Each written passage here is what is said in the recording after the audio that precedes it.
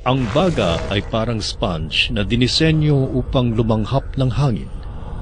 Pero may ibang tao na ginagamit ang baga nila para lumanghap ng usok ng sigarilyo.